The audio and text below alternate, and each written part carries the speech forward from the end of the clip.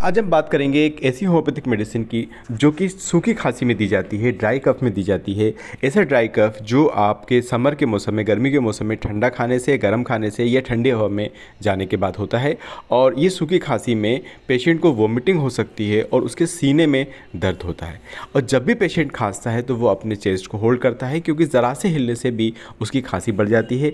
इसी के साथ पेशेंट की जो टंग है यानी ज़बान है बहुत ज़्यादा ड्राई होती है, सूखी होती है, उसको प्यास बहुत ज़्यादा लगती है, वो इरिटेबल बहुत ज़्यादा होता है, बार बार वो ठंडा पानी पीता है। तो इस कंडीशन के लिए होम्योपैथी में ब्रायोनिया एल्बा 200 पोटेंसी में 2-2 ड्रॉप दिन में 3 बार आधा कप पानी में लेने से आराम मिलता है। दवा का उपयोग डॉक्टर की सलाह से करें।